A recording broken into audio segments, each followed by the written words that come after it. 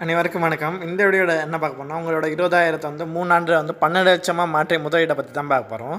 Mutual fund முதலீட்டில் வந்து வரியை சேமிக்க நினைப்பவர்கள் இஎல்எஸ்எஸ் மியூச்சுவல் ஃபண்ட் திட்டத்தை முதலீடு செய்கிறார்கள். இந்த வரி சேமிப்பு திட்டங்களில் முதலீடு செய்யப்படும் தொகை 3 ஆண்டுகள் வெளியே எடுக்க முடியாது. இதை லாக்இன் பீரியட் என்று சொல்வார்கள். அதாவது எஸ்ஐபியில் முதலீடு செய்யும்போது ஒவ்வொரு எஸ்ஐபியும் 3 வருட காலம் லாக்இன் கொண்டிருக்கும். இஎல்எஸ்எஸ் திட்டங்களில் முதலீடு செய்யும் தொகைக்கு வருமான வரி சட்டத்தின் கீழ் வரி விலக்கு அளிக்கப்படுகிறது. அதன்படி ஆண்டுக்கு ரூபாய் 50,000 வரை வரி விலக்கு கிடைக்கும். இந்த திட்டத்தில் முதலீடு செய்யும் தொகை வரி சேமிப்புக்கு பயன்பட்டாலும் சிறந்த வருவாயும் கொடுத்துள்ளது. அதாவது கடந்த ஒரு வருடத்தில் இஎல்எஸ்எஸ் மியூச்சுவல் ஃபண்ட் திட்டம் 41.75% வருமானத்தையும், 3 ஆண்டுகளில் 19.79% வருமானத்தையும், 5 ஆண்டுகளில் 19.49% கொடுத்துள்ளதாக தரவுகள் சொல்கின்றன. 3 ஆண்டுகளில் சிறந்த 5 இஎல்எஸ் மியூச்சுவல் ஃபண்டுகள் பட்டியல் மற்றும் ஒவ்வொரு ஃபண்டிலும் ரூபாய் 10,000 மற்றும் 20,000 மாதாந்திர எஸ்ஐபி முதலீடு செய்தால் எவ்வளோ வருமானம் கிடைத்திருக்கும் என்பதை சொல்லி பார்க்கலாம்.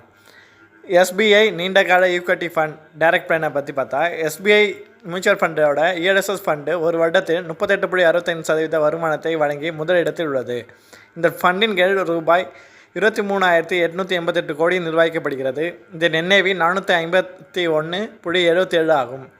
பிஎஸ்சி 500 டிஆர்ஐயை பெஞ்ச் மார்க்காக கொண்டுள்ளது. இந்த திட்டம் அறிமுகப்படுத்தி 11 ஆண்டுகளில் 17.94% வருமானத்தை அளித்துள்ளது. இந்த நிதியின் செலவு விகிதம் 0.9% ஆகும். இதன் குறைந்தபட்ச முதலீடு தொகை ரூபாய் 500 ஆகும். இந்த ஃபண்டு அதன் 90.97% முதலீடுகளை ஈக்விட்டியில் கொடுத்துள்ளது. அவற்றில் 26.69% பெரிய அளவிலான பங்குகளில் உள்ளது.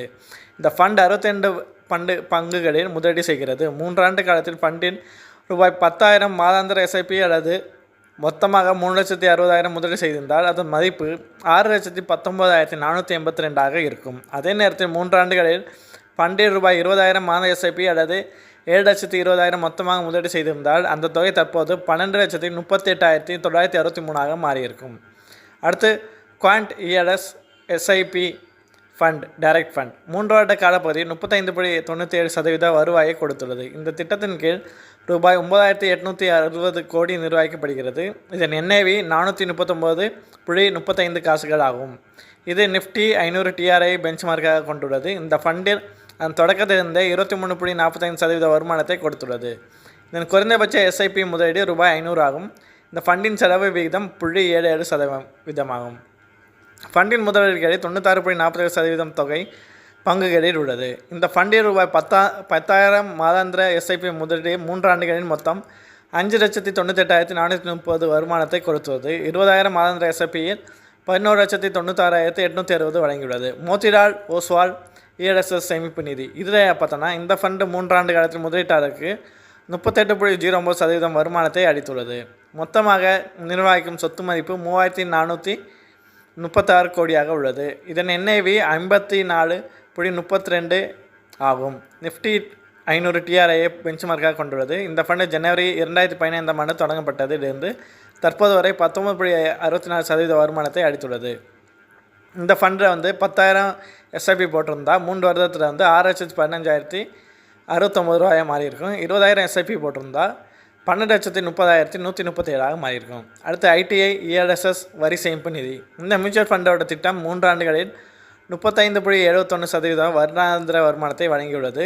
இந்த ஃபண்டின் கீழ் ரூபாய் 338 கோடி சொத்து வரி நிர்வகிக்கப்படுகிறது. இதன் NAV 26.58 ஆகும்.